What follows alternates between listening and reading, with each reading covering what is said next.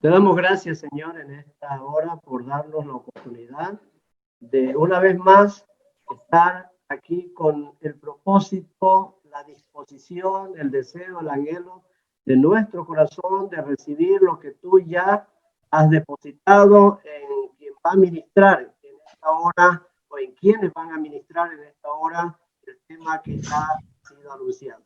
Rogamos que la asistencia de su Espíritu Santo sea con cada uno de nosotros para poder aperturar nuestros corazones, tener un entendimiento, un discernimiento de lo que se va a enseñar y una bendición especial sobre los labios y el corazón, la mente de quienes van a estar compartiendo en esta hora. Que tu Espíritu Santo nos ministre a cada uno para que podamos ser animados, confortados y desafiados en este tiempo que estamos viviendo de nuestra generación. Te damos toda la honra, la gloria y que su Espíritu Santo se mueva con toda la libertad que puede hacerlo para bendición de cada uno. En el nombre de Cristo Jesús. Amén. Amén. Gracias, pastor. Hoy vamos a comenzar con el módulo Cómo ser y desarrollar una familia saludable. Entonces, esta es nuestra primera clase del módulo Cómo ser y desarrollar una familia saludable.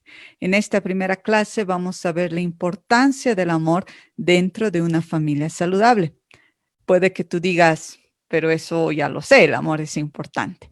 Para las personas que no han estado con nosotros el módulo de Iglesia Saludable, lo que como Bright Hope hemos hecho ha sido mostrar bíblicamente cómo Pablo, el arquitecto de la iglesia, el perito edificador de la iglesia, él establece un sistema para identificar los síntomas de una iglesia que no era sana.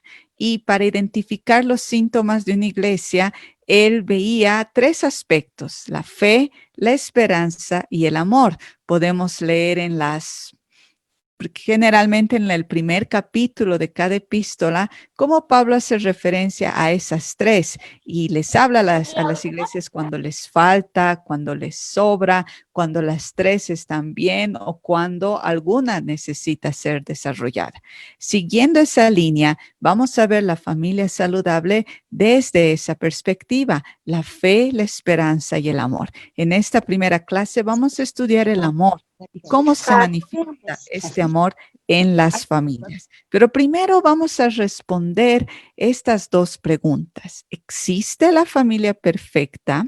¿Qué tenía Dios en mente al crear la familia? Vamos a hacer un vistazo a la palabra de Dios y la relación que tiene Dios con familias en el Antiguo Testamento primero. Génesis 1, 27 al 28, lo conocemos. Creó pues Dios al hombre a imagen suya, a imagen de Dios lo creó, varón y hembra los creó. Y los bendijo Dios y les dijo: sed fecundos y multiplicaos, y llenad la tierra y sojuzgadla, ejerced dominio sobre los peces del mar, sobre las aves del cielo y sobre todo ser viviente que se mueve sobre la tierra. Aquí vemos que Dios crea al varón y a la mujer, ambos a imagen suya, perfectamente formados a imagen de Dios, recibiendo el soplo, el aliento de vida de nuestro Padre Creador hacia los dos, varón y mujer, y a los dos los bendice. La autoridad sobre todo lo creado es dada por Dios a un matrimonio, a un varón y a una mujer. Y aquí establecemos los dos primeros principios. El primero es que la familia tiene autoridad delegada de Dios y la familia está compuesta primeramente por un varón y una mujer que se unen en matrimonio. Este es un principio bien importante. Quisiera poner este ejemplo para resaltar cuán importante es que la autoridad dada por Dios recae sobre dos: el esposo y la esposa. Piensa, por ejemplo, en los presidentes de las naciones. Piensa, por ejemplo, en la historia de los presidentes de Estados Unidos. Si tú, al igual que yo, tienes más de 30 años, seguro que has escuchado de muchos presidentes. Has escuchado de Barack Obama y su esposa Michelle. Has escuchado de Bill Clinton y su esposa Hillary. Has escuchado de John F. Kennedy y su esposa Jackie. Y de hecho, a nivel internacional, la mayoría de las personas que siempre están pendientes de las noticias internacionales conocen al presidente de Estados Unidos y su esposa. Y si usted ve las noticias o está pendiente de eso, la mayoría de las veces siempre están juntos. En el juramento, la esposa está al lado de su esposo cuando juramenta como presidente. En los actos públicos, en los actos políticos, en los actos especiales, la esposa del presidente de los Estados Unidos siempre está allí y muchas personas siempre se acuerdan el nombre del presidente y el nombre de su esposa. Pero ¿qué pasa en las naciones latinoamericanas? ¿Alguien se acuerda cómo se llama la esposa del presidente de México, de Andrés López Obrador, o cómo se llama la esposa del presidente de Chile, o cómo se llama? Incluso en Bolivia, por ejemplo, nuestros últimos presidentes no han tenido esposa, ¿no? Carlos Mesa, Evo Morales, Yanine Áñez, son personas que han estado en el gobierno, pero solos. Y es que eso no lo quiere Dios. Dios no quiere que el hombre esté solo. Incluso en el rol de mayor autoridad, en roles de mucha importancia en lo privado y en lo público, Dios quiere que sea varón y mujer. Los norteamericanos lo saben bien. Y ellos utilizan este principio como una cuestión de imagen, de propaganda, de establecer familias que tienen poder. Y eso hace que Estados Unidos siga siendo cabeza, porque las personas aprecian, en el fondo aprecian mucho ver un varón y una mujer con autoridad. Eso es algo que Dios lo quiere así. Dios quiere al varón y mujer con autoridad. Imagínate, ¿alguna vez te has puesto a pensar que tú y tu esposa han sido llamados con autoridad delegada por Dios, no solamente sobre los hijos, no solamente sobre una iglesia, sino sobre todo lo que se mueve sobre la tierra? Esa es la autoridad delegada que Jesús reconquistó para nosotros. Pero por eso es importante la familia, porque cuando el varón y mujer entienden esa autoridad y se unen a Cristo como ese cordón de 3 dobleces, allí el Señor puede manifestar mucho de su autoridad. Y sigamos adelante. Génesis 9, del 8 al 10. Entonces habló Dios a Noé y a sus hijos que estaban con él, diciendo: He aquí, yo establezco mi pacto con vosotros y con vuestra descendencia después de vosotros y con todo ser viviente que está con vosotros. Dios le hace un pacto a Noé y a su familia y a su descendencia, de que él no iba a destruir nuevamente la tierra a través del agua. Dios hace un pacto de protección a la tierra. ¿Y a quienes pone como garantes, como guardianes de ese pacto? A Noé y a sus hijos, a una familia. Así le gusta a Dios hacer el pacto de protección a la tierra y a sus habitantes, tanto humanos como animales, es establecido entre Dios y una familia. Aquí vemos padres, vemos hijos y vemos a las siguientes generaciones, la descendencia después de Noé y de sus hijos. Y también vamos a ver el pacto que Dios hace con Abraham. En Génesis 12, del 2 al 3, Dios le dice a Abraham: haré de ti una nación grande y te bendeciré y engrandeceré tu nombre y serás bendición. Bendeciré a los que te bendigan y al que te maldiga, maldeciré. Y en ti serán benditas todas las familias de la tierra. Y luego en Génesis 17:7 también le dice: y estableceré mi pacto contigo y con tu descendencia después de ti, por todas sus generaciones, por pacto eterno, de ser Dios tuyo y de toda tu descendencia después de ti. Fíjate que nosotros entramos aquí Estamos en un pacto eterno que Dios estableció con Abraham y habló de toda su descendencia, no solamente de una descendencia física, sino y principalmente de una descendencia espiritual, de una descendencia que lo llama él el padre de la fe. Y hace pacto con Abraham, así como hizo con Adán y Eva, así como hizo con Noé y su familia, hace pacto con Abraham, con Sara y con la descendencia que vendría después. Un pacto de bendición. Dios promete bendecir a la tierra y a sus habitantes. Y este pacto es establecido entre Dios y una familia, padres, hijos y todas las siguientes generaciones eternamente. ¿Pueden ver qué tenía Dios en mente al crear la familia? No solamente él había pensado un lugar donde el padre enseña a los hijos, no solamente había pensado en un lugar donde haya amor y los hijos crezcan conociendo a Dios, no solamente había pensado en el fundamento de la sociedad, el lugar donde se enseñan los valores y los buenos modales.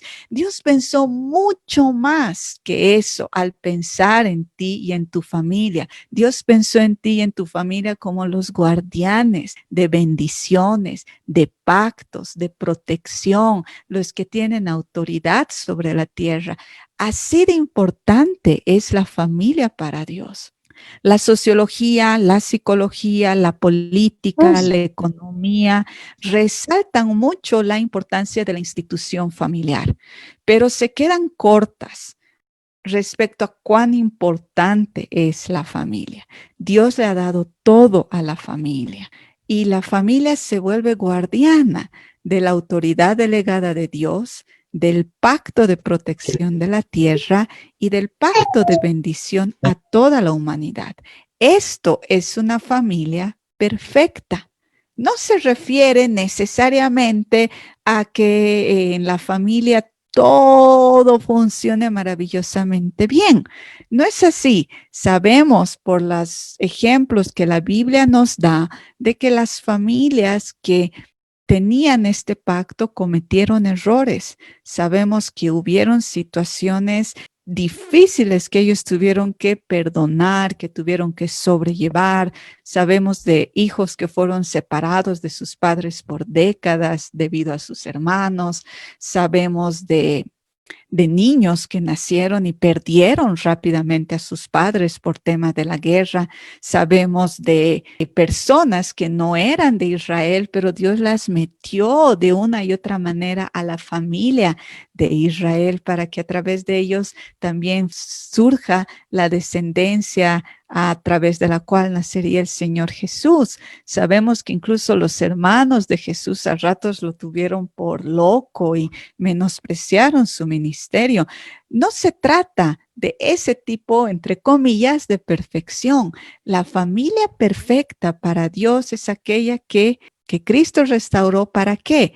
Para que tengan y vivan y establezcan la autoridad delegada de Dios, para que sean protectoras, guardianes del pacto de protección de la tierra y también para que ellas sean protectoras del pacto de bendición a toda la humanidad. Como familia, nosotros podemos presentarnos delante de Dios y pedir que Él cumpla su promesa de bendecir a todas las familias de la tierra a través de ti, de tus hijos. Esa promesa te pertenece. Tú eres de bendición para todas las familias de la tierra. Tus hijos son bendición para todas las familias de la tierra. Imagínate eso. No necesitas haber nacido en Estados Unidos, no necesitas ser descendiente de un multimillonario ni ser un gran científico. Simplemente necesitas ser familia que sigue los preceptos del Señor para ser el que haga posible que la bendición de Dios llegue a toda la humanidad, que el pacto que Dios dijo, yo protegeré la tierra, yo no la voy a destruir, fluya a través de ti y sobre todo para que tú establezcas la autoridad delegada de Dios. Y lo que en oración como familia ustedes cierren, el enemigo no puede abrir. Y lo que ustedes abran, el enemigo no puede cerrar. Eso ha establecido Dios en la familia. La familia es primero es antes que la iglesia. Muchas personas han aprendido a orar en la iglesia, pero el lugar donde debemos aprender a orar es en la familia. Muchas personas recién han aprendido a leer la Biblia, a estudiarla, a hacer devocionales, debido a que alguien de la iglesia les ha enseñado. Pero el plan de Dios es de que leer la Biblia sea algo que se haga en familia. Y los niños aprendan a leerla, a memorizarla, a atesorarla. Los niños vean al papá leyendo la Biblia, a la mamá leyendo la Biblia, vean a papá y a mamá orar juntos y aprendan a orar con ellos. Vean a mamá evangelizando a las vecinas y aprendan a evangelizar con la mamá. Vean al papá cantando alabanzas en todo tiempo y aprendan a alabar a Dios siguiendo el ejemplo de los padres. Por eso la familia es importante, por eso la familia y esta cuarentena nos está permitiendo recuperar ese rol de la familia. La familia tiene la autoridad delegada de Dios. La familia es guardiana del pacto de protección y del pacto de bendición de Dios. Esa es para Dios una familia perfecta, una que entiende estas tres cosas y a través de estas tres alinea sus conductas, sus palabras, su estilo de vida, de tal manera que refleje que conoce estas tres y que las puede poner en práctica para después contagiarlo a las otras familias de la iglesia. Imagínate que tu familia lo haga. Imagínate que luego por el hacerlo tú tengas el conocimiento, la autoridad, las habilidades de enseñarlo a otras familias. Y que sean 3 familias en la iglesia, luego 15 familias en la iglesia que lo entiendan y que comiencen a hacer una verdadera influencia desde adentro hacia afuera. Eso es lo que el Señor quiere para las familias. Entonces, el rol de la familia se cumple así. Una persona y Cristo. Una persona, el primer miembro de la familia, acepta al Señor Jesús en su corazón y comienza una restauración personal entre Cristo y esa persona. Y luego viene el varón y una mujer, unidos en un pacto matrimonial entre ellos y con Cristo. Recuerda que el pacto matrimonial no es solo entre el varón y la mujer. La palabra de Dios dice que es un cordón de 3 dobleces, que es el varón, la mujer y Dios. Entonces comienza una restauración ya no solo personal, sino relacional, porque 2 se vuelven uno y aprenden a relacionarse entre ellos y relacionarse con Dios como uno. Y luego los abuelos, los padres, los hijos, los nietos, 4 generaciones unidos en un vínculo familiar entre ellos y con Cristo. Nos habla de una restauración generacional. Necesitamos esa restauración generacional, pero comienza con la restauración personal, la restauración de la relación matrimonial y de ahí fluye a una restauración generacional que impacta, afecta, transforma las sociedades. Y esto se logra a través del amor. Entonces ahora vamos a ver cómo el amor se teje en nuestras relaciones para hacer posible este tipo de familia, porque eso es lo que Dios quiere. Dios no quiere verte yendo sola a la iglesia. Dios no quiere ver a las mujeres solitas o llevando a sus hijos y discutiendo con el marido porque el marido no quiere ir. No, Dios quiere al varón llevando a los hijos, llevando a la esposa a la casa de Dios, haciendo la casa de Dios en la casa, altares familiares, tiempos de leer la palabra, tiempos de adorar a Dios en familia, en la casa.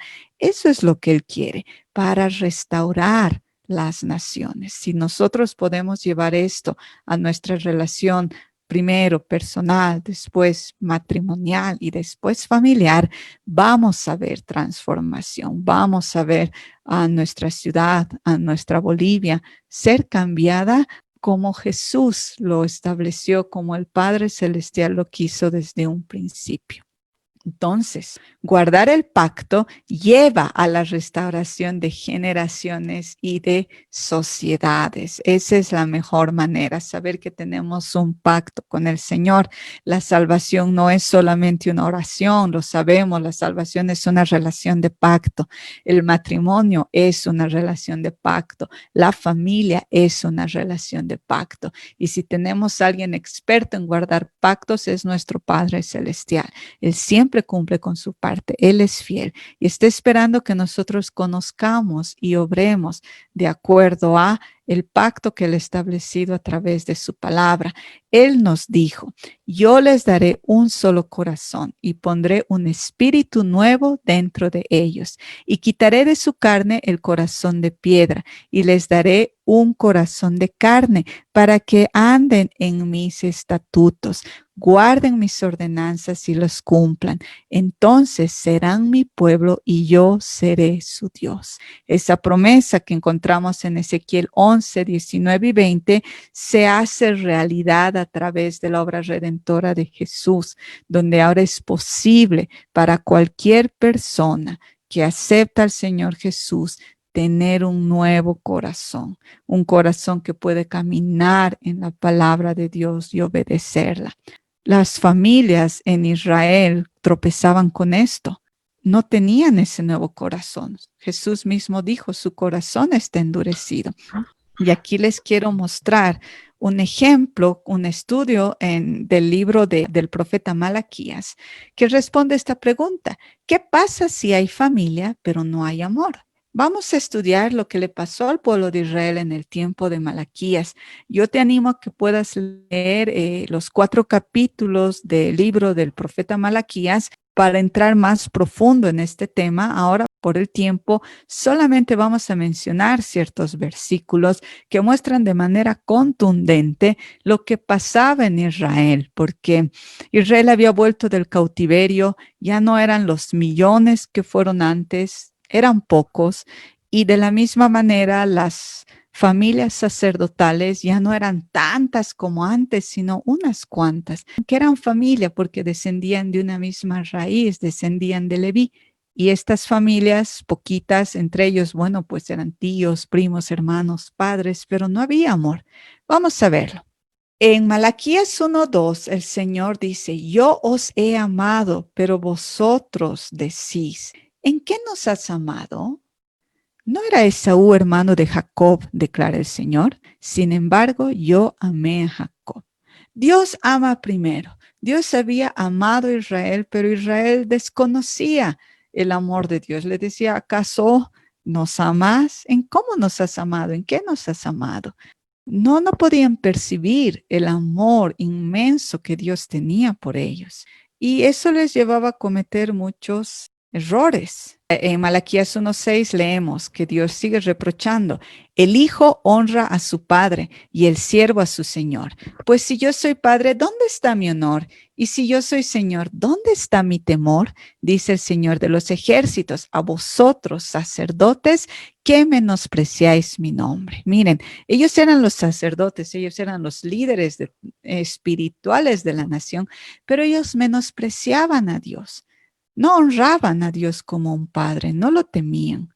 Y luego Dios les hace esta pregunta. ¿No tenemos todos un mismo Padre? ¿No nos ha creado un mismo Dios? ¿Por qué nos portamos deslealmente unos contra otros, profanando el pacto de nuestros padres? Vimos antes que Dios había hecho un pacto con Adán y Eva, pacto con Noé y su familia, pacto con Abraham y su familia y su descendencia. Había hecho un pacto, pero el pueblo de Israel lo profanaba. Profanar significa que lo despreciaba, lo tomaba en poco, no lo obedecía, tenía poco valor para ellos. El pacto de Dios con ellos era de poco valor para los sacerdotes. ¿Y cómo se manifestaba eso?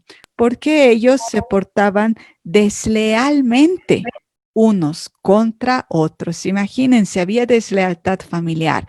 Los padres y los hijos no eran leales entre ellos, seguramente entre tíos, entre primos, no eran leales. Dios amaba a Israel, pero los sacerdotes menosprecian el nombre de Dios.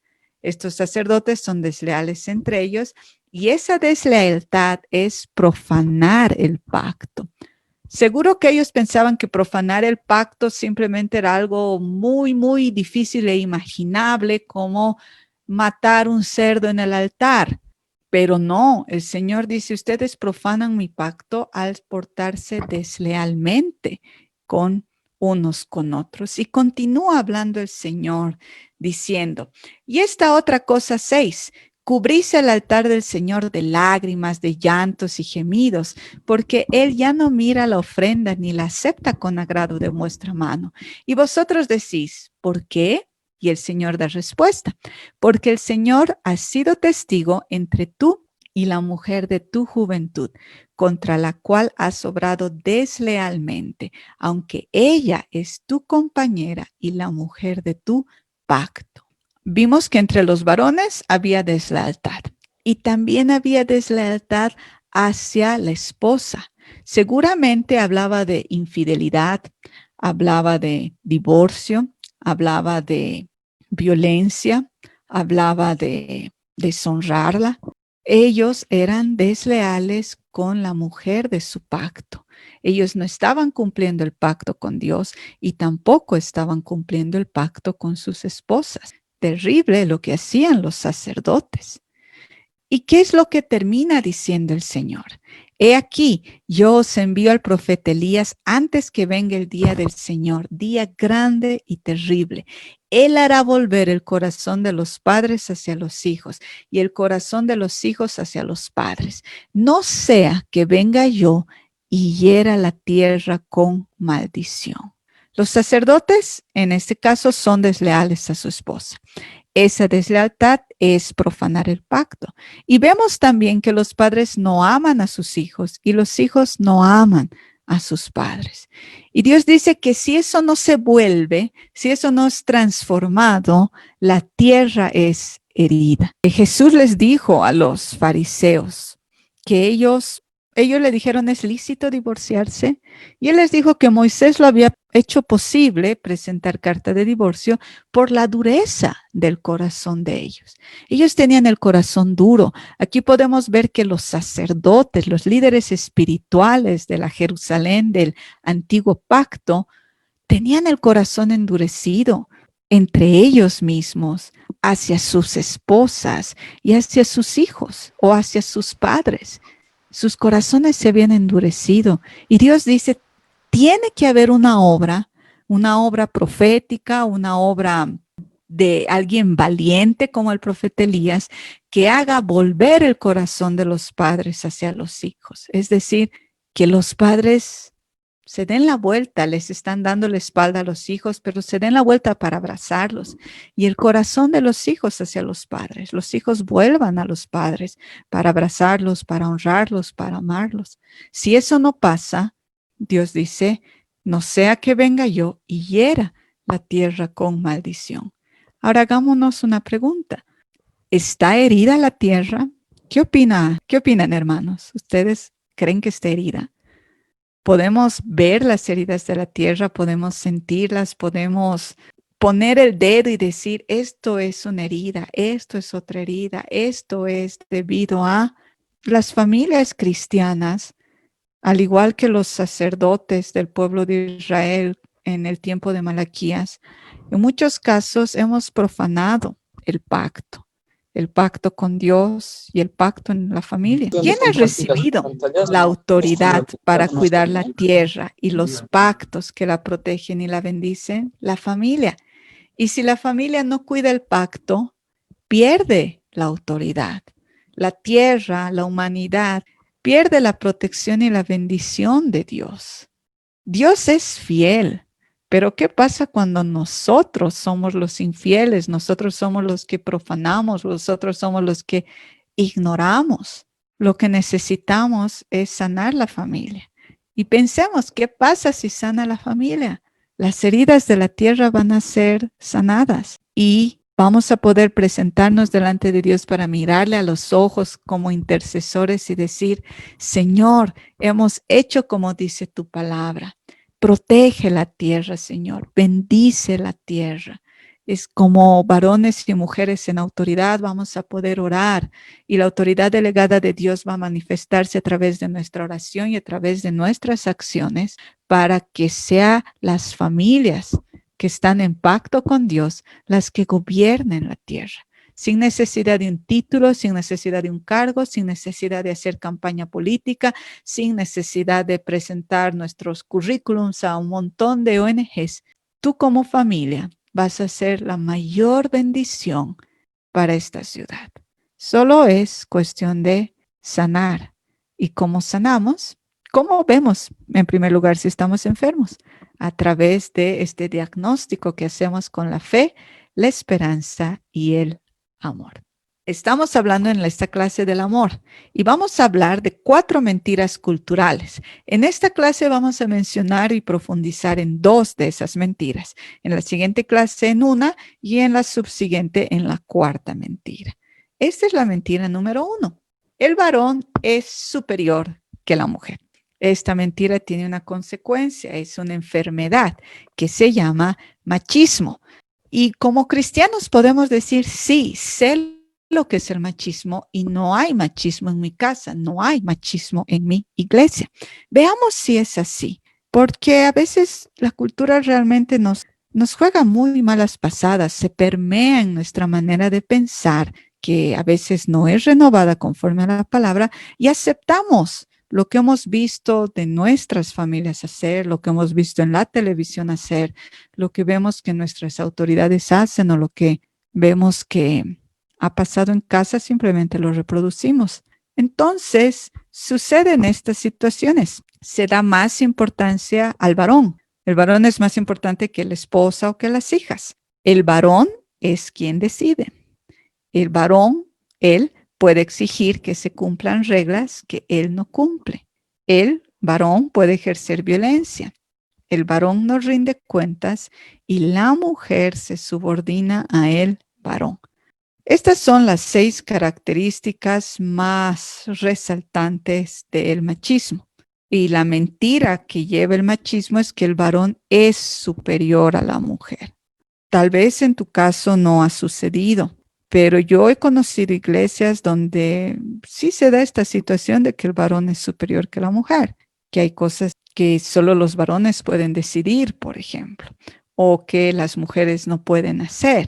Entonces, o el culto o la manera de reunirse está organizado de tal manera que las mujeres, los niños son cristianos de segunda o de tercera o de quinta categoría. Hay machismo en la iglesia. Hay también machismo en la familia. Es tiempo de desarraigar esta situación. ¿Qué dice el Señor respecto a esto? ¿Qué dice el Señor sobre el varón y la mujer? ¿Cuál es la relación que tienen estos 2 sexos? Gálatas 3 del 27 al 29 dice, porque todos los que fuisteis bautizados en Cristo, de Cristo os habéis revestido. No hay judío ni griego, no hay esclavo ni libre, no hay hombre ni mujer, porque todos sois uno en Cristo Jesús. Y si sois de Cristo, entonces sois descendencia de Abraham, herederos según la promesa. Esta es una verdad espiritual que tiene que acomodarse espiritualmente, tiene que asentarse primero en nuestro ser interior, no tanto en nuestra mente ni en nuestras conductas, porque nuestra mente y la manera en que ha sido enseñada a veces no capta esta verdad, pero la palabra dice que si hemos sido bautizados en Cristo, o sea, si hemos sido sumergidos, llenados en Él, nos hemos revestido de Cristo. Nuestra vestidura es Cristo, ¿no? A veces dicen a la mujercita de rosado, al varoncito de celeste, pero al Hijo de Dios se lo viste de Cristo. Ya no hay colores que te identifiquen con uno u otro sexo. Eres Cristo. Dios no te ve en base a tu sexo, Él te ve en base a Cristo. Entonces tú eres Cristo. Para tu esposa eres Cristo, para tu esposo eres Cristo, para cualquier persona de la sociedad. Nuestra meta es que no vea a la mujer, vea a Cristo. No es que vea al varón, sino que vea a Cristo. Entonces, esta es una verdad espiritual que debemos comenzar a practicarla en casa. Nuestros hijos reflejan a Cristo y deben ser cultivados, formados para manifestar a Cristo, ser la imagen y semejanza de Cristo. Lo mismo las mujeres. Y Dios, bueno, esto es algo personal, ¿no? Que Dios lo hace de una manera tan simpática que dice que somos reyes y sacerdotes, ¿no? No dice reyes y reinas, sacerdotes y sacerdotisas, sino que la mujer, tanto la mujer y el varón, asumen que son reyes y sacerdotes. Entonces la mujer es rey, la mujer es sacerdote. Y lo mismo dice del varón, ¿no? Dice que la iglesia es la novia de Cristo. Entonces el varón también es novia y tal vez para una mujer a ratos es difícil entender ser rey. Y para un varón podría ser difícil entender ser novia, pero así nos ha dicho el Señor. Él ya no hace diferencias según el sexo, ni en la gramática. Y de la misma manera nos debemos tratar nosotros. Ese es un desafío. Pablo también dice, a nadie conozco según la carne, sino según Cristo. Entonces, nuestro primer desafío para romper el machismo no es simplemente decir, ya vamos a tratar a los varones y a las mujeres de igual manera. Eso es una sugerencia de las ciencias sociales y está bien, pero la sugerencia bíblica, bueno, más que todo el mandato bíblico es que todos somos uno en Cristo y ya no nos conocemos según la carne, sino según Cristo. Así que, hermanas, cada vez que veamos a los varones a nuestro alrededor, esforcémonos por ver a Cristo. Hermanos, cada vez que tú veas a tu esposa, a tus hijas, a las hermanas de tu iglesia, a todas las damas a tu alrededor, míralas como Cristo. Ella es Cristo, ella es a la imagen de Cristo, ella es uno conmigo, ella es igual a mí porque los dos somos Cristo. Así nos dice la palabra de Dios que nos debemos ver. Entonces, el varón es superior que la mujer, produce esta enfermedad, el machismo. La verdad es que en Cristo ya no hay varón ni mujer. Dios le da al varón el liderazgo natural, pero para que él sea el siervo, para que él sirva a la familia. La mujer complementa idóneamente al varón. El varón busca la voluntad de Dios y garantiza su cumplimiento, dando ejemplo de obediencia que siguen la esposa y los hijos. Y las relaciones entre varones y mujeres son relaciones de respeto y son relaciones de honra. Quiero resaltar que cualquier persona entiende lo que es respeto, pero pocas entienden lo que es honra. Y honra realmente es un principio espiritual. Es algo que solo puedes ejercitar si has nacido de nuevo. Y es una verdad espiritual también que vamos a ir profundizando. La otra mentira que produce el matriarcado es que el amor familiar depende de la mujer. Este es más sutil, tal vez. Ellos dicen, ¿no? La mentira dice, como la mujer es más sensible, ella es la que debe dar amor, porque confunden el amor con sentimientos, con sensibilidad, con emociones nada más. Dicen también, la mujer debe ser sacrificada y abnegada por su familia. Eso les lleva a pensar que la mujer es la figura central del hogar. Las mujeres más astutas, las que no quieren ser como las sometidas, las abnegadas, las sacrificadas, dicen, pero la mujer es la que dispone, la mujer es la que decide qué se va a comprar. El marido puede decir una cosa, pero al final la mujer es la que va a mover a la cabeza y al final ella es la que hace, ¿no? Esa es otra mentira. Y también muchos dicen, y esto es muy común en los pueblos latinos, como la mujer soporta mucho dolor, ella debe ser venerada y obedecida. Dicen, ¿no? La mujer es sacrificada, mi mamá soportaba las golpizas de mi papá, las infidelidades de mi papá, yo la debo venerar, yo la debo obedecer, todo lo que ella me diga, y la mujer también ahí manipula, ¿no? Y así que ella hace que los hijos hagan todo lo que ella quiere y sufre, no, hijo, si te vas me vas a partir el corazón y yo que he hecho tanto por ti y así me pagas. Y hay una relación injusta ahí. Y eso genera el matriarcado. Y la verdad es que el paso final del matriarcado es la idolatría. Los pueblos son muy idólatras hacia la figura de la mujer, porque esta mentira de que el amor familiar depende de la mujer coloca a la mujer en un falso pedestal, de tal manera que los hijos la idolatren y luego idolatran a las vírgenes Marías y a las otras imágenes de mujer como lo que más aman y lo que más veneran. Y un dato muy interesante en este tema es que se hizo un estudio recién el año pasado que un equipo de investigadores habló con más de 300 varones que estaban en las cárceles de México por tema de narcotráfico y les preguntaron, ¿por qué te involucraste con el narcotráfico? ¿Por qué te hiciste parte de un cartel del narcotráfico? Entonces la mayoría decía que era parte del proceso. Ellos están en zonas de pobreza, ellos casi obligatoriamente entran a pandillas y de la pandilla entrar al cartel de narcotráfico es lo más normal. Y cuando ellos les preguntaban, ¿y qué era lo que te motivaba estar en estos carteles y tener poder y ser un matón? Y ellos decían, lo que más me motivaba era venganza. ¿Saben qué era lo que más querían estos jóvenes? Casi el 80% lo dijo y era matar a mi papá. Eso era lo que les motivaba, eso era lo que les daba energía en su vida. Encontrar a mi papá que le pegó, que le fue infiel, que le hizo esto, que nos dejó, que violó a mi hermanita para matarlo. Eso motivaba a los varones a entrar en ese círculo de violencia, de muerte, de robo, ese círculo tan opresor que es ser miembro de un cartel del narcotráfico. Ellos querían tener esa impunidad, el arma y la protección para vengarse y destruir a sus padres. Ellos estaban venerando a la mamá y eran víctimas de dos enfermedades, por un lado el machismo y por otro el matriarcado. ¿Qué dice el Señor? ¿Cómo se tiene que amar?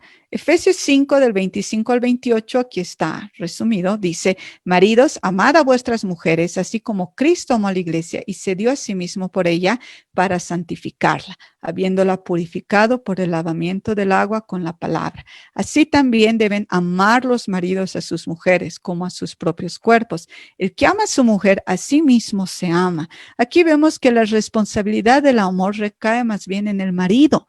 La cultura dice que es la mujer, porque la cultura confunde amor con emociones y sentimientos, pero Dios sabe que el amor es un tema de pacto. Entonces, ¿a quién le da la instrucción de amar? Es a la cabeza, al marido. Él tiene que amar a la mujer. ¿Y cómo? Como Cristo amó a la iglesia. Muchas veces es la mujer la sacrificada, hasta el himno a la madre en Bolivia dice, ¿no? Abnegada soporta las cruces que por buena le carga el dolor. Ese no es el plan de Dios. ¿Quién soportó la cruz? ¿Cristo o la iglesia? Lo hizo Cristo. Entonces, si hubiera carga en la familia, ¿quién la debe llevar? El marido. Si hay que levantarse a las 3 de la mañana para dar de comer al niño, ¿quién lo debería hacer? Eso ya, bueno, cada matrimonio lo hablan, ¿no? Pero no es solamente una función que solo la mujer debe hacer, que solo ella se sacrifica. El que se sacrificó por la iglesia fue Cristo y el que debe amar de manera sacrificial es el marido. Y hay otro versículo más que está en 1 Juan 1 del 19 al 20. Nosotros le amamos a Él porque Él nos amó primero. Si alguno dice, yo amo a Dios y aborrece a su hermano, es mentiroso, porque el que no ama a su hermano al cual ha visto, ¿cómo puede amar a Dios a quien no ha visto? Entonces, aquí Dios nos da un diseño muy interesante. Nosotros le amamos a Él porque Él nos amó primero. Es un principio fundamental. Nosotros amamos porque Dios nos amó. O sea, nuestra capacidad de amar es una respuesta al amor de Dios. Y de la misma manera en la familia, la capacidad de una mujer de amar a su esposo es en gran medida respuesta del amor que su esposo tiene por ella. La capacidad de los hijos de amar al padre es respuesta del amor del papá hacia los hijos. Así lo quiso Dios. La iglesia ama a Cristo porque Cristo la amó primero. La esposa ama al varón porque el varón la amó primero. El amor tiene que descender del varón. El varón tiene la responsabilidad de buscar a Dios para que el amor de Dios, que es derramado abundantemente a través del Espíritu Santo, le enseñe a amar a su esposa y le enseñe a amar a sus hijos. Por eso el Padre dijo, les daré un nuevo corazón, haré volver el corazón de los padres a los hijos. Es un tema del corazón. Y la pregunta, si digo yo amo a Dios y aborrezco a mi hermano, soy mentiroso. Porque el que no ama a su hermano, al cual ha visto, ¿cómo puede amar a Dios a quien no ha visto? Cada vez es más difícil que los miembros de las familias se amen entre sí, se respeten y se honren. A eso nos ha llamado el Señor, a restaurar esa relación de amor, quitando esas mentiras. Entonces, la mentira dice el amor familiar depende de la mujer, produce el matriarcado, pero la verdad es que le amamos a Él porque Él nos amó primero. Y en la familia, quien debe amar primero es el varón. La fuente perfecta de amor es Dios. Su amor es perfecto. Ese amor es derramado a la familia primero a través del varón. La figura central del hogar es Cristo como el hacedor de un pacto superior. Ese pacto donde nuestro corazón ya no es un corazón de piedra, sino un corazón de carne, un corazón que puede amar, un corazón que recibe el amor de lo alto y lo distribuye a la familia. El varón ama siguiendo el ejemplo de Cristo, por lo que se sacrifica a sí mismo por su familia. Y la mujer temerosa de Dios no es la que hace lo que ella quiere. La Biblia es bien clara al respecto. Esa mujer que hace lo que ella quiere no la pone como ejemplo de una cristiana virtuosa. ¿Cuál es la cristiana virtuosa? La que le dice al Señor, haz conmigo conforme a tu palabra. El ejemplo de María en Lucas capítulo 1. Así reacciona una mujer temerosa de Dios. No hace lo que ella quiere, hace lo que la palabra de Dios dice. Y la palabra de Dios dice que la mujer se sujeta al marido, así como la iglesia está sujeta a Cristo. Hemos visto la parte bíblica. ¿Ya? Yo les animo a que puedan volver a leer los versículos, a que oren delante de Malaquías, delante de Efesios, delante de los pactos que el Señor hizo en el Antiguo Testamento. Oren leyendo y diciendo, Señor, ¿cómo es esta verdad? ¿Realmente es igual un varón y una mujer? ¿Cómo se refleja esta igualdad en la familia? ¿Cómo debo tratar a un varón para no tenerlo como superior o como el más importante? ¿O cómo debo honrar y tratar a una mujer para que no la haga sentir inferior o de segunda categoría? Necesitamos orar para que Dios establezca la verdad de su palabra primero en nuestro hombre interior, en nuestro ser espiritual, que entiende todas las cosas de Dios, que conoce hasta lo más profundo de su corazón. Y eso se va a ir manifestando y va a ir renovando nuestra manera de pensar, va a renovar nuestra conducta y nuestro actuar. Y ahora voy a pasarle el micrófono al pastor Miguel, que él desde su experiencia como esposo, como papá, como pastor y principalmente como hijo de Dios en una relación de pacto con el Señor, va a hablarnos de cómo se manifiesta el amor en la familia. Adelante, Pastor Miguel. Ok, gracias Gaby. Realmente continuando con nuestra clase de esta noche, hay una pregunta que debemos responder. ¿Cómo se manifiesta el amor en la familia? Y vamos a seguir, vamos a pasar a responder ¿qué es el amor? Muchos nos hemos preguntado ¿qué es el amor?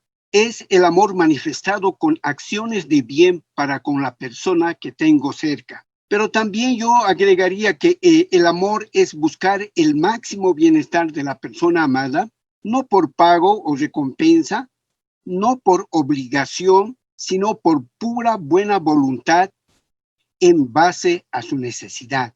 Ahora, viendo todo esto, ¿quiénes son los que tengo más cerca? Es otra pregunta que nos debemos hacer. ¿Quiénes son a los que tengo más cerca de mí? Mi familia. Es tu familia a los que tienen cerca, ¿verdad? Muchas veces pensamos en el hermano de la iglesia, pensamos en el vecino y no pensamos en la familia. Tu bien a mi costo. ¿Qué acciones de amor puedo hacer por mi familia? ¿Qué acciones de amor puedo hacer por mi familia? ¿Cómo manifestar el amor en la familia?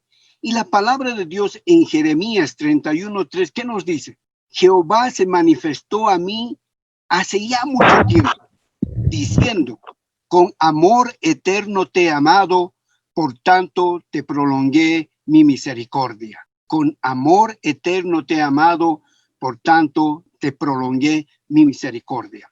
El amor del Padre Celestial por nosotros es completo, es constante e incondicional. No te olvides eso, querido esposo, esposa, hermano, hermana. El amor de nuestro Padre Celestial por nosotros es completo, es constante e incondicional. Entonces, yendo a aplicar esta verdad, este principio que aprendemos en la palabra de Dios, como padre, ¿qué quiero hacer? Quiero que mis hijas y mi esposa sepan que las acepto y las amo. Quiero que sepan que mi amor por ellas es incondicional, no basado en lo que ellas hacen, sino en lo que ellas son. No las amo por lo que hacen, les amo por lo que son. También quiero que mis hijas y mi esposa sepan que mi amor por ellas es ante todo. Quiero que recuerdes, amado pastor, amado hermano, que el amor por tu esposa y tus hijos o tus hijas tiene que ser ante todo. ¿Y eso qué significa? Significa que mi trabajo no es más importante que ellas. Segundo, que mis hobbies no son más importantes que ellas. ¿Cuántas veces tenemos que pasar tiempo con la familia y preferimos irnos a jugar fútbol, preferimos ir con nuestros amigos a jugar esto o aquello y nos olvidamos de la familia y damos un mal mensaje? Tercero, que mis hermanos en la iglesia no son más importantes que ellas. Eso quiero que entiendan, que mis hermanos de la iglesia no son más importantes que ellas. Cuarto, que mi posición en la iglesia no es más importante que ellas. ¿Cuántas veces hemos dado ese mensaje a nuestros hogares como pastores? La iglesia, que esto, que el otro, y hemos dejado a nuestra familia plantada al punto que en una ocasión mi esposa me dijo, Miki, necesitamos comprar un nuevo colchón. Y yo le dije, pero si todo está bien, está completo aquí en la casa. No, cariño, es que para que te quedes a dormir nomás en la iglesia, me dijo. ¿Por qué? Porque yo he dado el mensaje que primero es mi cargo, mi posición en la iglesia, que mi familia. Me iban a comprar un nuevo colchón. Cuidado que eso te pase, mi hermano. Continuando, porque eso es lo que quiere el Señor, que yo haga por el amor que Él me ha mostrado, que yo pueda mostrar también su amor para con mi familia. Me acuerdo cuando mi hija en primaria no sacó el primer lugar de la escuela porque cada vez lo hacían. Y le noté triste y muy cabizbajo y su mamá le dice, tienes que hablar con papá. Entonces le dije, ¿qué ha pasado, hija? Es que yo pensé que tú dejarías de amarme y te enojarías porque este año yo no he sacado el primer lugar del colegio. Y fue un lindo tiempo que pasamos donde le afirmé que nuestro amor de padres es incondicional, completo y permanente, porque ella no tiene que hacer nada para que le amemos, le amamos y punto. Sea buena alumna o no sea buena alumna. Y ella me abrazó y lloró. También, querido hermano, hermana, amar como pastores a la familia es servir en los quehaceres de la casa, lavando los platos, planchando, echando la basura, etcétera. Como padres y líderes debemos ser ejemplo de amor y servicio en nuestros hogares. Entonces eso nos lleva a otra pregunta que dice, ¿cómo se ve una familia que ama? Y en Isaías dice en 43:25, yo soy el que borro tus rebeliones por amor de mí mismo y no me acordaré de tus pecados. Y luego en Efesios leemos en Efesios 4:32, sed más bien amables unos con otros, misericordiosos, perdonándoos unos a otros, así como también Dios os perdonó en Cristo Jesús. Dos ingredientes fundamentales de la familia como equipo son la confianza y el perdón. Recuerda eso. Pero muchas veces, miren lo que dice Efesios, nosotros hemos perdido la confianza. ¿Por qué? Porque somos amables en la iglesia y en la casa no. Somos misericordiosos en la casa con muchas personas, pero muchas veces en nuestra casa no. Muchas veces somos muy propensos, fáciles de perdonar a los que nos ofenden fuera que a los que nos ofenden dentro. Y eso no ayuda para que en la casa trabajemos como equipo. No hay confianza y no hay perdón. Entonces necesitamos, vamos a ver, comprendiendo así de una manera rápida recordando, porque yo sé que ustedes han estudiado, saben todo lo que el perdón es, comprendiendo lo que es el perdón.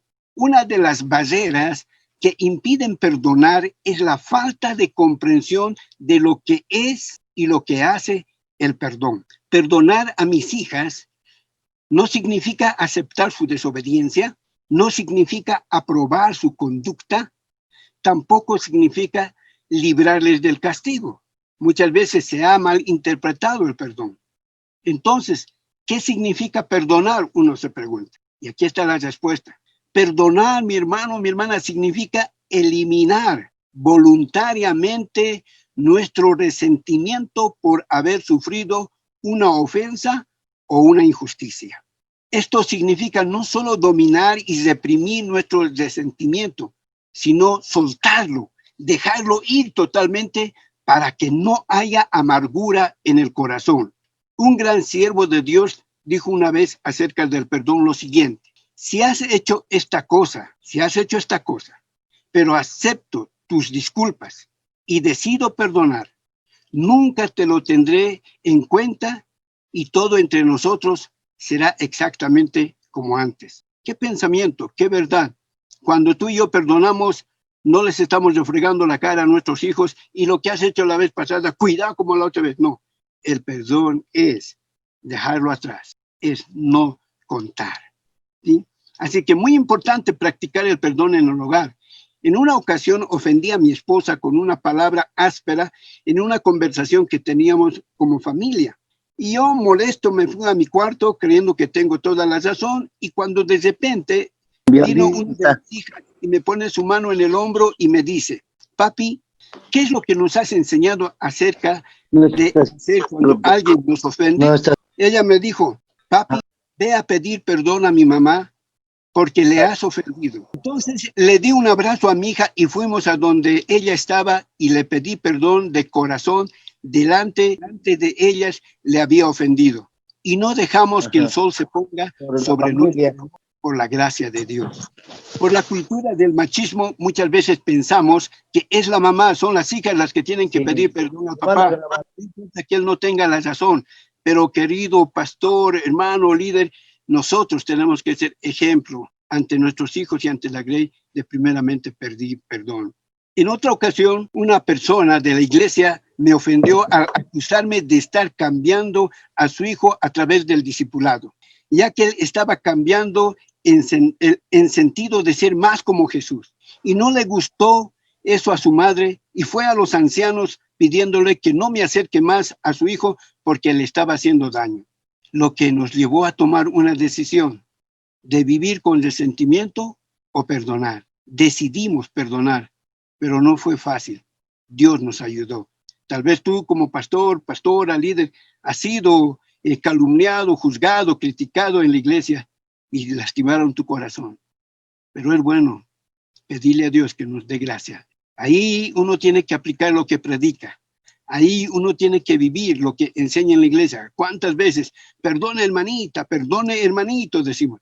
Pero cuando a nosotros nos toca, entendemos que es una lucha. Así que no nos olvidemos que practicando el perdón y la confianza los unos con los otros, mis queridos hermanos y hermanas, nos va a permitir crecer en confianza y trabajo en equipo, porque podemos contar el uno con el otro a pesar de nuestras equivocaciones, porque hay perdón, hay restauración, hay confianza, trabajar en equipo.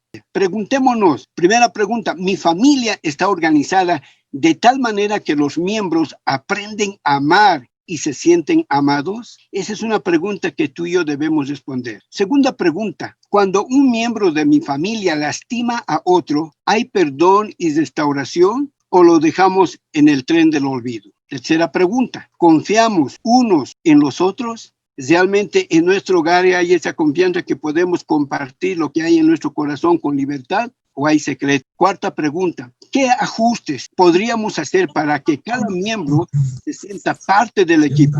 No fuera. Hoy en la cuarentena tenemos esa oportunidad. Hoy en la cuarentena podemos decir, un ratito, apaguen el celular, vamos a compartir. Luego, en tercer lugar, podemos ver cómo descender al encuentro del Señor en nuestro hogar. Cómo descender. En Lucas 10:27 vemos la parábola del buen samaritano. Y dice, aquel respondió y dijo, amarás al Señor tu Dios con todo tu corazón y con toda tu alma y con todas tus fuerzas y con toda tu mente y a tu prójimo como a ti mismo. Esta persona había preguntado, ¿quién es mi prójimo? Y el Señor les relata la parábola del buen samaritano, ¿sí? Para enseñarle la lección. Así que la parábola del buen samaritano, vamos a aprender 3 principios, ¿sí? 1, la falta de amor es a menudo fácil de justificar a pesar de que nunca es buena justificación. La falta de amor muchas veces lo justificamos, pero no hay justificación para eso. Segundo, nuestro prójimo es cualquiera que esté en necesidad, sin importar raza, credo, ni procedencia social, como hemos aprendido en nuestro anterior módulo. Tenemos que entender eso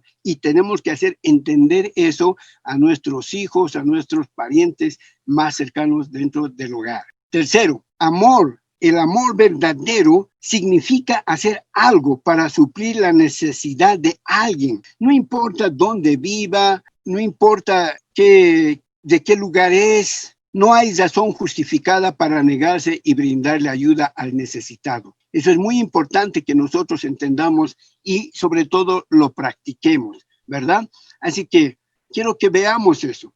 Y eso enseñemos a nuestros hijos y les ayudemos a practicar. En una ocasión, una de mis hijas me dijo, papi, quiero pedirte un favor. Quiero que vayas a hablar con mi profe de biología, porque han cometido una injusticia con 2 de mis compañeros y la profe les va a aplazar. Y yo le dije, ¿qué habrán hecho? ¿Qué habrán hecho? Por no ir, yo salí con esa respuesta, ¿qué habrán hecho? Pero ahí mi hija me dijo, ¿qué estamos aprendiendo de ayudar al prójimo, papi?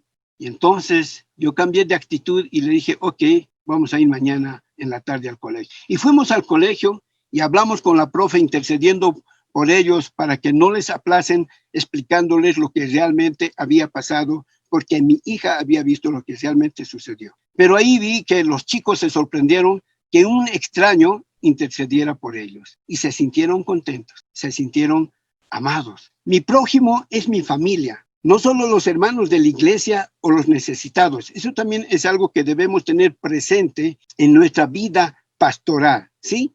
Mi prójimo es mi familia, no solo los hermanos de la iglesia o los necesitados. Así que entre el 2018 y el 2019 no acepté ofertas de trabajo como pastor con buenos sueldos para estar al frente de una iglesia. Y alguien me dijo, ¿por qué? Porque cuando lo hablé con mi familia, dijeron que ahora estaba más tiempo con ellas que cuando estaba trabajando como obrero o pastor de la iglesia. Así que no querían perder de nuevo este tiempo, por lo que no acepté esas ofertas. Pero nos pusimos a orar, a pedir guía del Señor, y luego vino Bright Hope, a lo que Dios nos dio paz a toda la familia. Y estamos aquí por la gracia de Dios. Dios ha abierto la puerta de trabajar con Bright Hope. Así que seguimos trabajando para hacer y desarrollar una familia saludable. No, la obra no ha terminado. Dios sigue trabajando en nosotros y a través de nosotros, y nosotros seguimos trabajando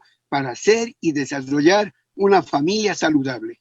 Y la gloria sea siempre para Dios. Queridos pastores, queridos consiervos, líderes, que Dios les bendiga desarrollando familias saludables para la gloria de Dios, como siervos y siervas que son del Señor. Así que yo quiero animarles en eso, de que ustedes puedan llevar a la práctica lo que estamos aprendiendo en estos módulos. Mi oración es que usted y yo seamos esos padres que Dios quiere que seamos. Padres de familia que amamos. Padres de familia que perdonamos.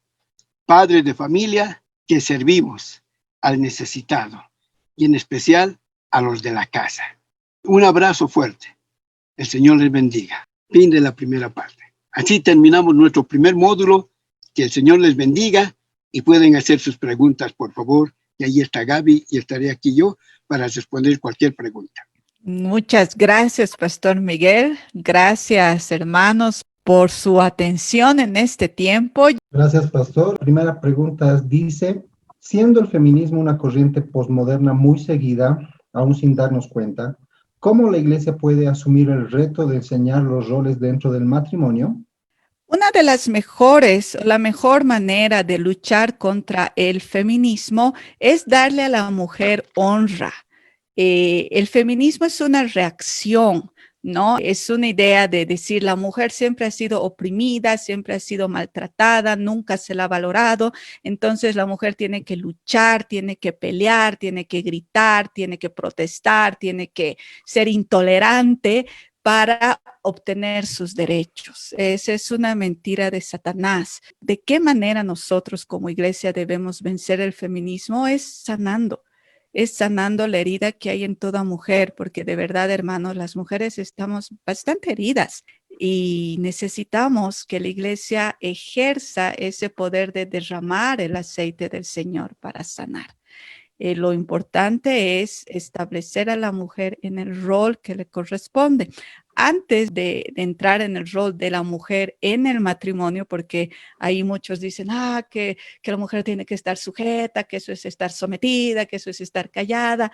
Antes de entrar en ese tema, debemos restaurar a la mujer como mujer delante de Dios. No importa si es hija, si es esposa, si es viuda, si es soltera, como mujer delante de Dios. La iglesia debe enseñar que la mujer es tan valiosa como el varón.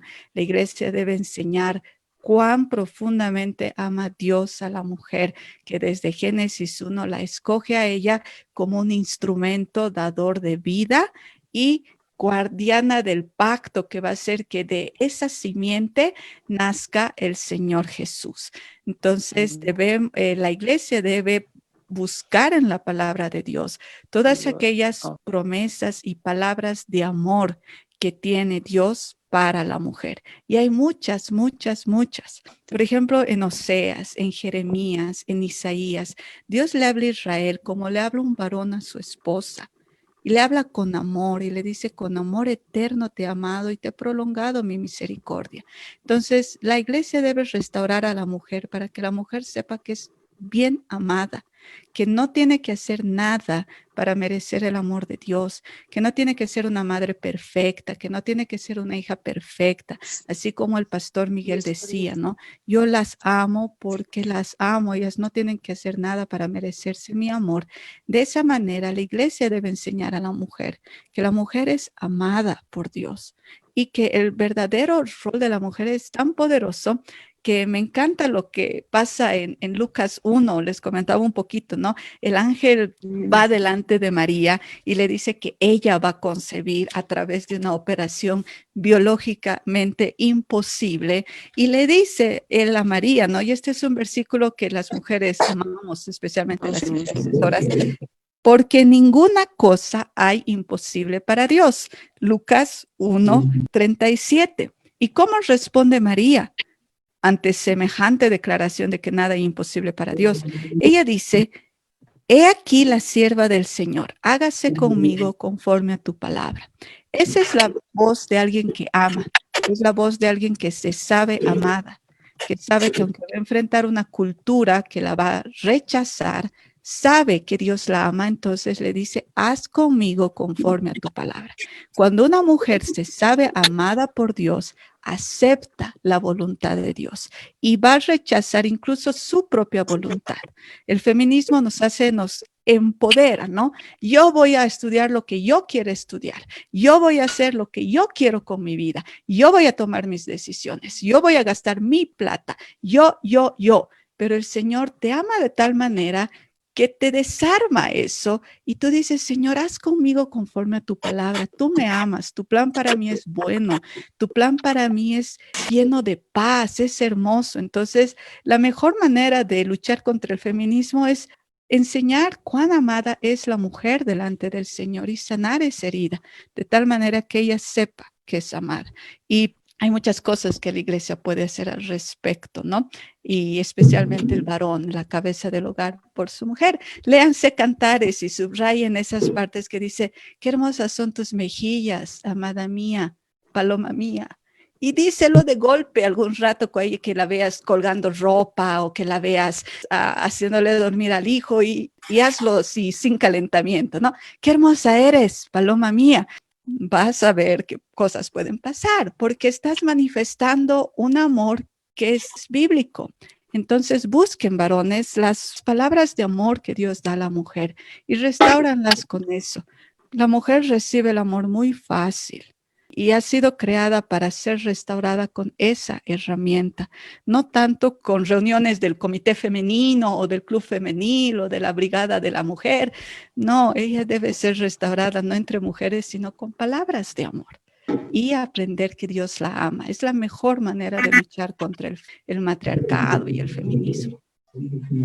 Gracias, Gaby. Otra pregunta que es muy profunda también dice, ¿por qué existen muchos feminicidios e infanticidios? Ese tema es un tema que solo la iglesia puede solucionar. La psicología no está dando solución, la economía, la sociología, la antropología no le dan solución. Y esto tiene que ver con dos cosas que son fundamentales. Uno, la iglesia tiene la cultura de la vida y debemos desarrollar esa cultura de amar la vida en toda su manifestación. Dios es creador de vida, Dios es dador de vida y nos ha dado esa capacidad a nosotros. Cuando Dios les dijo a Adán y Eva que sojuzguen, les estaba diciendo, todo aquí lo que yo he creado lo he dado vida para que ustedes lo hagan vivir más, para que se multiplique, para que crezca, para que abunde. Entonces debemos nosotros en la iglesia enseñar la cultura de la vida. Tenemos un material del discipulado y que trabajamos con los chicos del programa Joel, donde se habla de la cultura de la vida, que es no desechar. O sea, ¿qué hace la cultura de la muerte? Si alguien es muy utilitario, entonces si yo tengo una relación con alguien y ese alguien ya no me sirve, entonces corto la relación. Si tengo un celular y el celular se arruina, lo boto. Y si tengo un amigo que me falla, deja de ser mi amigo. Entonces, tomamos a las personas como si fueran objetos, como si fueran cosas que podemos desechar. Eso es cultura de la muerte. La cultura de la vida honra, la cultura de la vida restaura.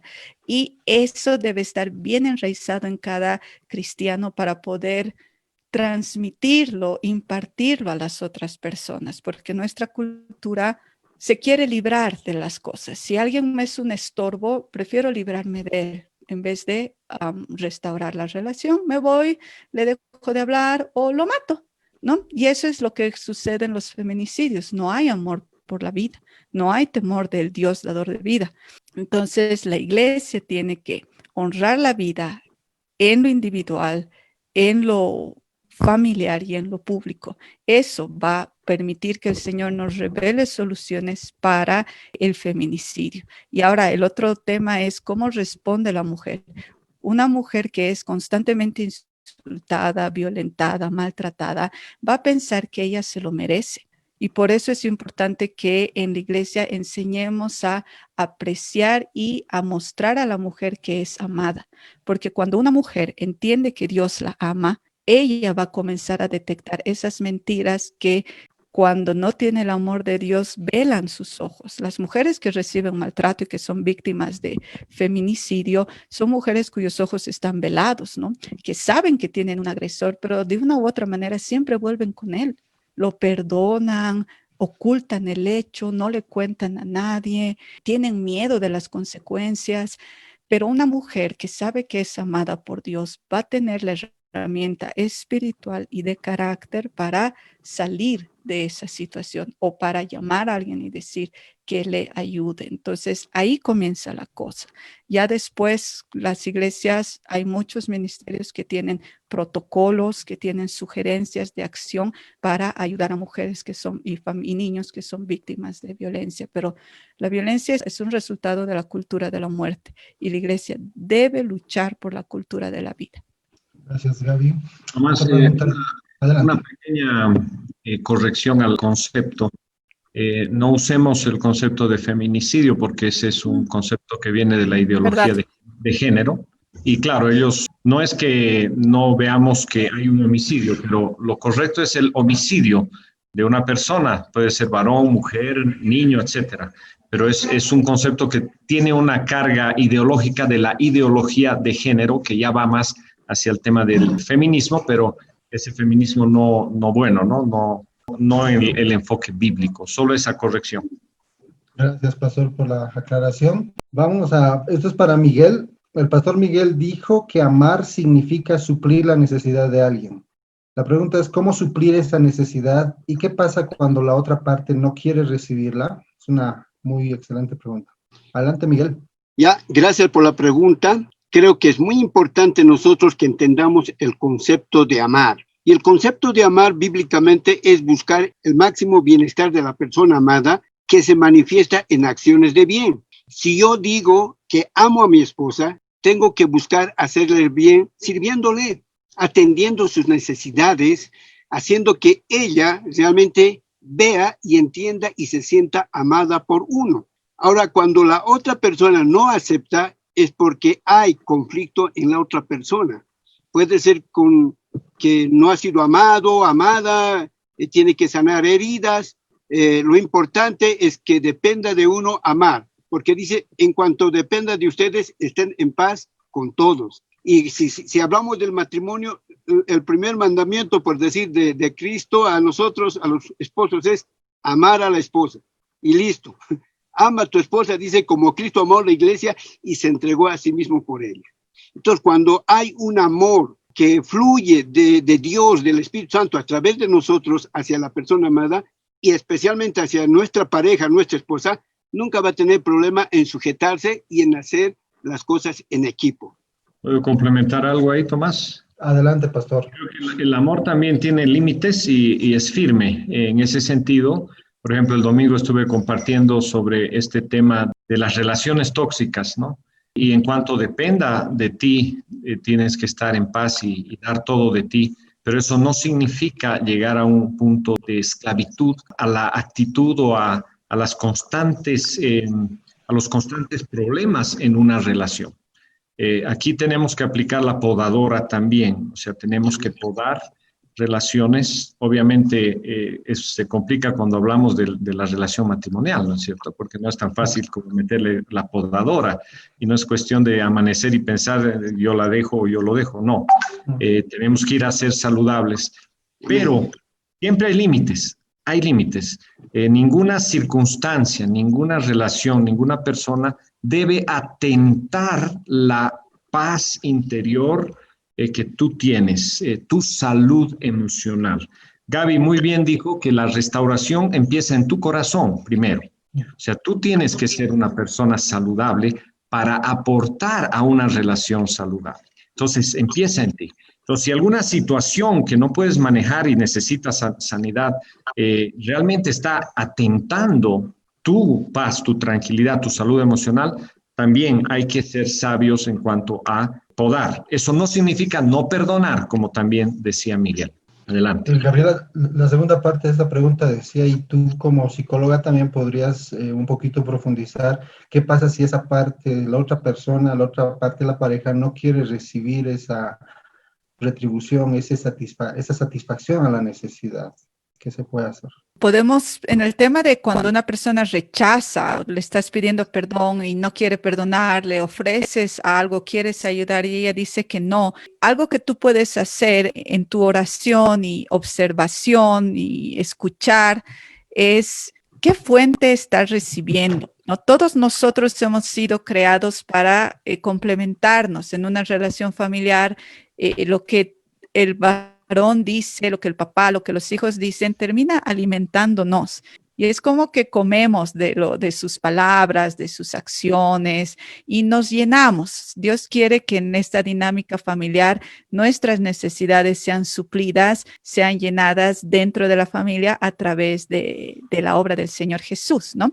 Que todo lo que viene del trono de Dios sea lo que llene la familia y produzca los frutos del Espíritu.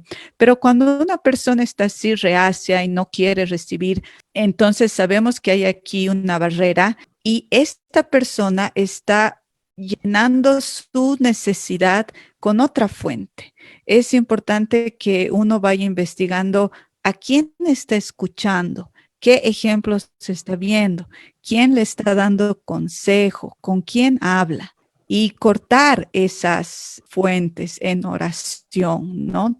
La palabra de Dios nos dice que nosotros podemos derribar todo argumento y toda altivez que se levante en contra del conocimiento de Cristo. Entonces, nuestra oración debe ser que toda fuente que llena a esta persona de enojo, que la llena, que le impide perdonar, que hay rencor, que hay amargura en ella, sea destruida para que se manifieste Cristo, su perdón y su amor a esa persona. Tenemos que buscar que Cristo sea manifestado a ella, no que nos perdone, no que nos acepte, sino que ella vea a Cristo, que Él vea a Cristo y identificar esas fuentes, porque nuestra alma se alimenta de varias fuentes, las noticias, las novelas, los amigos, el WhatsApp. Entonces, ver qué es lo que esa persona le está nutriendo y está haciendo que crezca el rencor, la falta de perdón. Tenemos que ver eso que está haciendo en oración, cerrarlo y también nosotros haciendo un análisis de cómo esa persona habla, ir cortando, ¿no? Tú vas a ver, por ejemplo, puede ser, por darte un ejemplo, las personas agarran y dicen, ay, porque a mí nadie me hace caso en esta casa. Entonces, ahí tú tienes que introducir un discurso de, quisiera escuchar tu opinión respecto a esto. O, ¿te acuerdas esa vez que me dijiste que me quedaba bien el rojo? ¿Qué tal esta camisa? Y te has puesto rojo. Entonces, demostrar con tus acciones que sí la escuchas.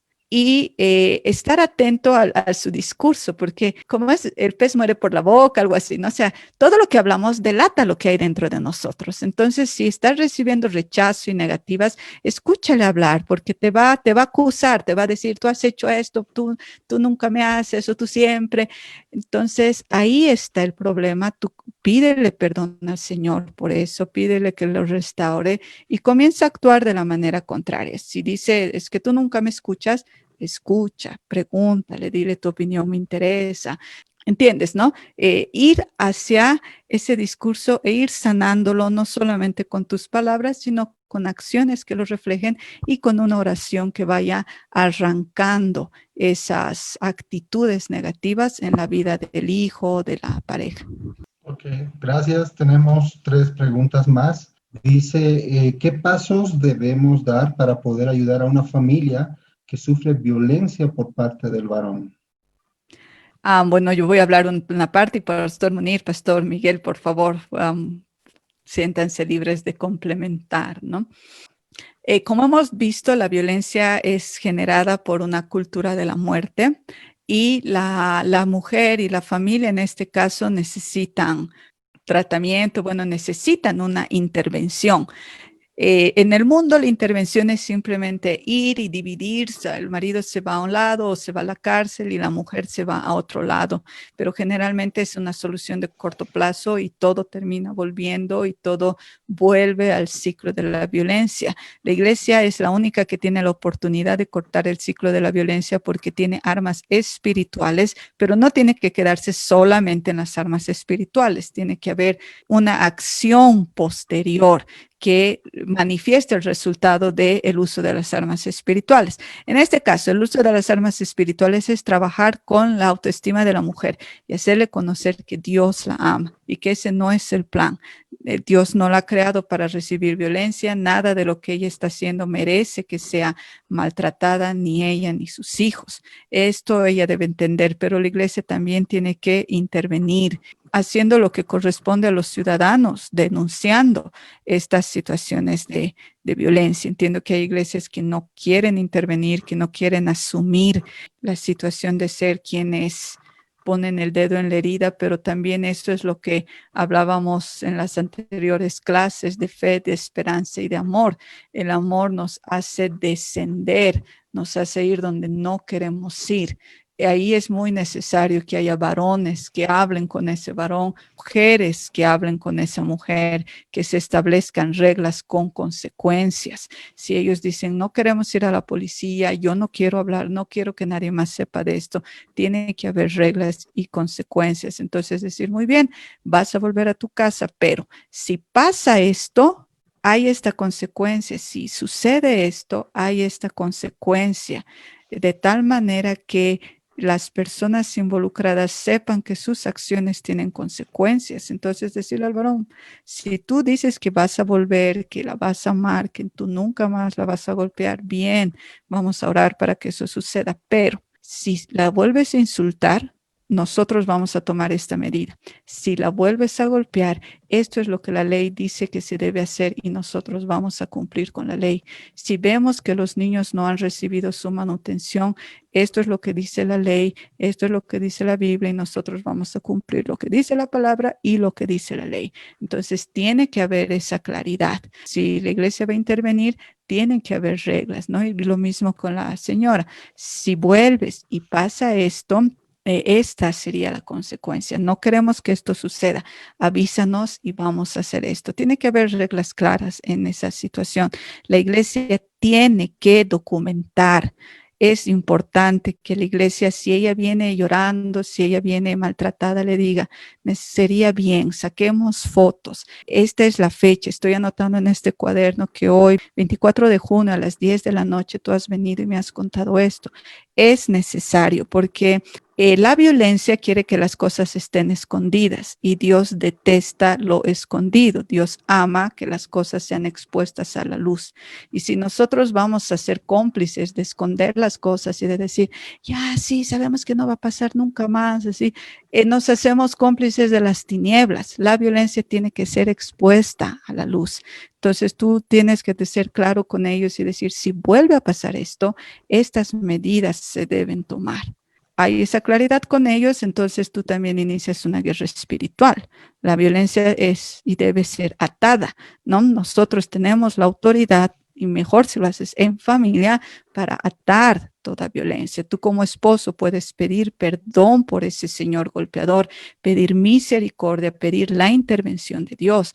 Tú como esposa puedes pedir perdón por las situaciones que la mujer permite que pasen o las que llevan a esta situación, pedir misericordia del Señor por ella y que el Señor esté restaurando esta situación y que ellos sepan que ustedes siempre van a estar presentes, que aunque ellos se callen, ellos no los llamen, parece que todo está bien, ustedes van a ir 2 veces a la semana, van a preguntar cómo están, van a llevarles un pastelito y Coca-Cola y van a hablar con ellos. Hay que cruzar límites y llevar luz. Eso es lo que necesitamos hacer y eso es lo que el mundo no ofrece. El mundo solo ofrece una situación de, la ley dice esto, entonces tú te vas aquí, tú te vas allá y los abogados concilian y vuelven y no pueden hacer nada más. Pero la iglesia tiene la capacidad de cruzar fronteras para restaurar relaciones y también de establecer luz. Y lo que más debemos hacer es que brille la luz. Esa es una parte. Entonces, Pastor Munir, Pastor Miguel, si quieren complementar. No, perfecto, Gaby. No hagamos impunidad, eso es importante. Y la iglesia se vuelve en un centro de defensoría, ¿no?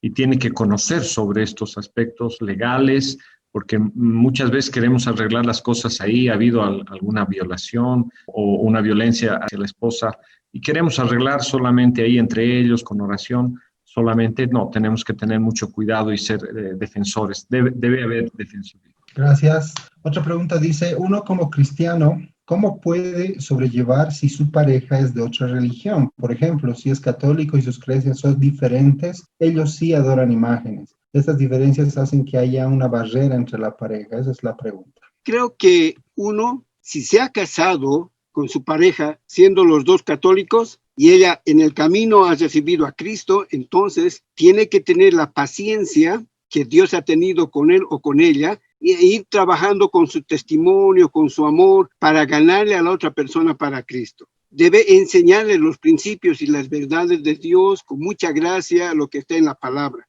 Pero si ella o él se casó con la persona siendo ya seguidor o creyente en Cristo y la otra persona católica, entonces ahí ya queremos decir que se casó en desobediencia al Señor, no alineándose con la palabra, y entonces esto va a ser una subida para él o para ella, pero que de igual manera aplicando la palabra primero en su vida. En estos casos depende del cristiano o la cristiana cómo da testimonio cómo avanza en amor, en gracia, en principios de la palabra del Señor. Eso es lo que yo podría decir, querido. Gracias, Sí, Miguel. añadir a eso, a veces excelente lo que dices, Miguel, la esposa o el esposo tienen que ganar al esposo con su testimonio, con su vida, pero a veces Amén. los ahuyentamos con cuestiones religiosas. Entonces, la religiosidad ahuyenta a las personas. De esa manera no vamos a ganar a la otra persona.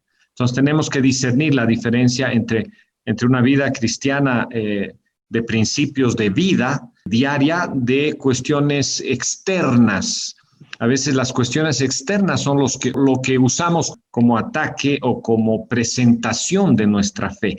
No usemos las cuestiones externas, sino realmente mostremos lo que hay adentro. Yo creo que los cambios de una persona son los que más hablan en cuanto a ganar a la otra persona. Ok, gracias.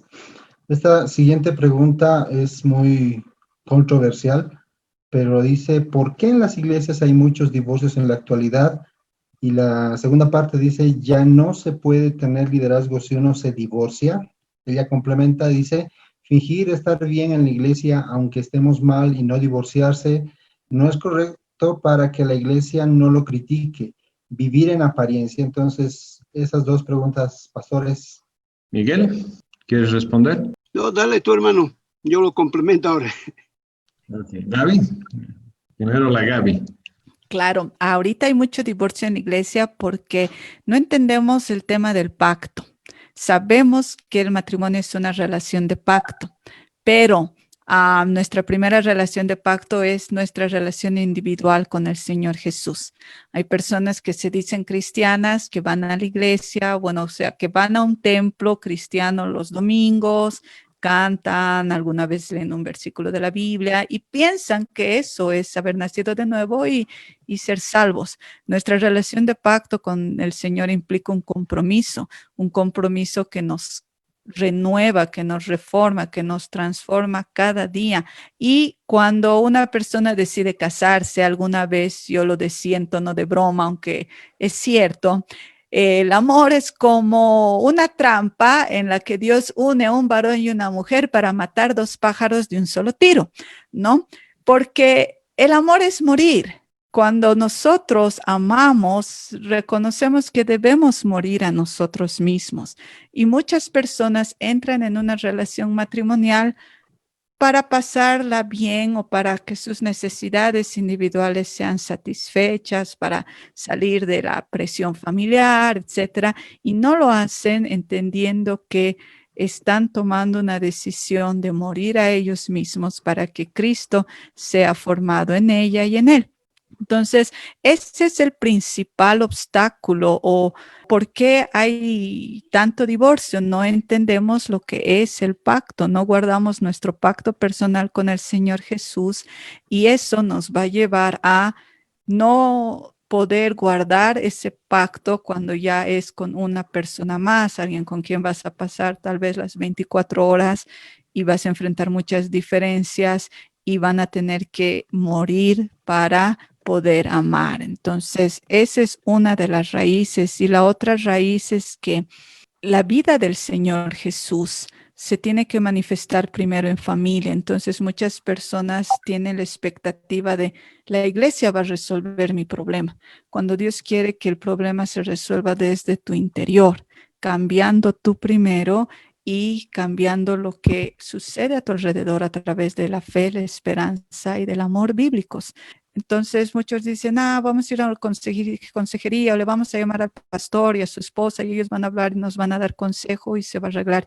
Y no sucede así. No podemos esperar que la iglesia responda o dé una respuesta a una situación que deben hacer de casa. El pacto que Dios quiere hacer es de dos con Él. Y los matrimonios o descuidan el pacto entre ellos y ¿por qué descuidan su pacto con Cristo? Entonces, esa es una primera parte. La segunda parte es sobre si una persona debería servir al Señor después de ser divorciada. Yo pienso que hay denominaciones y hay iglesias que tienen cosas claras y escritas al respecto. Entonces, si en tu denominación hay normativas respecto al divorcio, bueno, pues debes cumplir con las normativas que dice la denominación y conocerlas antes de asumir un rol de liderazgo, ¿no? En el caso de que no hayan esas normativas, y este es mi punto de vista personal, yo veo que Dios es experto en restaurar cosas y está levantando una generación que se está enfrentando a lo que dice la palabra de Dios, ciudades derribadas desde antaño, ¿no? Isaías 58 le habla a una generación y le dice, y tú serás llamado edificador de calzadas, restaurador de ciudades derribadas por muchas generaciones. Considero que mi generación está viviendo en un tiempo de derribamiento total, ¿no? La mayoría de las personas de mi edad, 38 años, tienen hijos y no están casados, o la mayoría de ellos ya han pasado por un divorcio, o la mayoría de ellos ha sufrido violación, o han pasado situaciones que han destruido un futuro prometedor. Pero el Señor siempre restaura. La cosa es el corazón de las personas y el corazón de las iglesias. ¿Hasta qué punto tú puedes aceptar casarte con alguien que, como dicen feo, ¿no? Ya tiene su pasado, ya tiene hijos, y restaurar a esa persona y al fruto de la vida de esa persona antes? ¿Podrías hacer eso? Ese tipo de personas, ese tipo de corazón es el que Jesús necesita en este tiempo. Y eso se va a ir manifestando en una iglesia madura que va a poder también restaurar a familias que han sido completamente destrozadas por el enemigo, colocarlas en un lugar de honor, colocarlas en un lugar de honra, de tal manera que el liderazgo no fluya porque la iglesia dice tú eres líder, sino porque la autoridad de Cristo en tu vida se manifiesta a través de tu vida.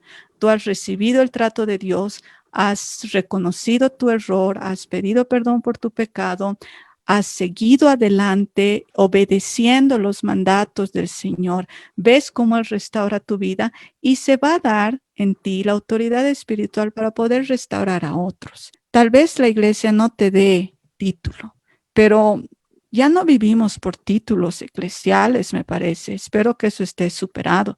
Vivimos principalmente, el título puede venir segundo y es una bendición, pero vivimos principalmente por escuchar la voz de Dios y obedecer su instrucción.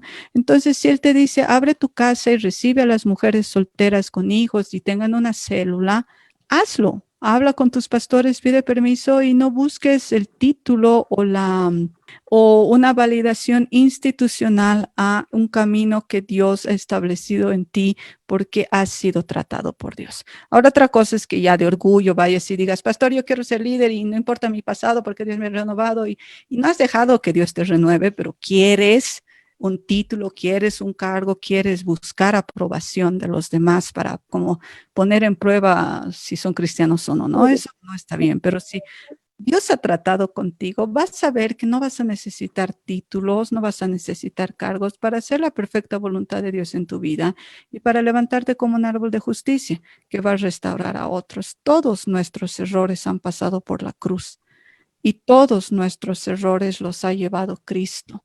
Entonces, si hay iglesias que te van a echar el error en cara, sí, bueno, hay que hacer ciertas afinaciones a los miembros de esa iglesia, pero eso no depende de ti. Y debes buscar que el Señor sea el que trate en tu vida, porque de verdad ya cada vez son menos en el checklist de la iglesia ideal, cada vez menos checks hay. Las personas están viniendo más dañadas con un pasado muy grave, ¿no? Entonces, Dios busca restaurar, ese es su corazón. Ahora, si la iglesia como institución tiene reglas, bueno, pues hay que conocer esas reglas y honrar esas reglas. Pero ante todo, el Señor va a restaurar. Siempre lo ha hecho. No hay corazón quebrantado que Él no escuche, no hay situación destruida que podamos presentar delante de Él que Él no pueda restaurar con su amor. Perdón, esa era mi opinión. Gracias, Gaby. Pienso que la Biblia dice, Dios aborrece el divorcio, ¿no? Pero no aborrece al divorciado. Cuidado que nosotros aborrezcamos al que Dios ama. A veces parece que nosotros aborrecemos al divorciado. Y hay como una cuestión de cristianos de primera, de segunda categoría, quizás por el pasado que han tenido. Entonces, tenemos que ser como el Señor, ¿no? Tenemos que amar a todos, no importa lo que hayan vivido, lo que hayan pasado. El divorcio, como cualquier otra situación, son fracasos de la vida, como el fracaso de alguien en la crianza o en otros aspectos que ha fracasado. Y el Señor es especialista en restaurar. Entonces, creo que tenemos que ir mucho a lo preventivo. Surge un divorcio en la iglesia y ese es el hecho. Pero ¿quién habló con esa pareja 3 años antes, 2 años antes? ¿Con quién habló esa esposa? ¿Quién discipuló al esposo? ¿Quién ayudó en la relación padres-hijos, etcétera? 2 años antes. O sea, creo que tenemos que poner nuestro enfoque en prevenir más bien rupturas como estas que obviamente el Señor aborrece. Entonces, siempre hay formas de buscar la restauración de un hogar, de una familia antes del divorcio.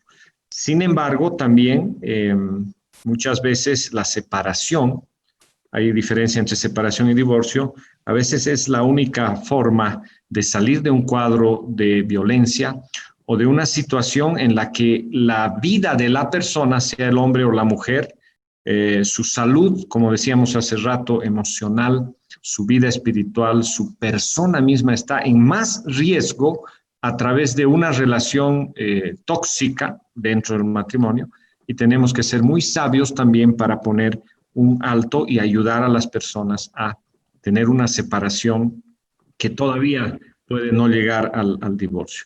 Ahora, personas que ministran, el tema de ministrar siendo divorciado, hay diferencia en las denominaciones, como decía Gaby también, pero el tema de ministrar siendo divorciado no tiene que ver con el perdón y la gracia de Dios sobre nuestra vida.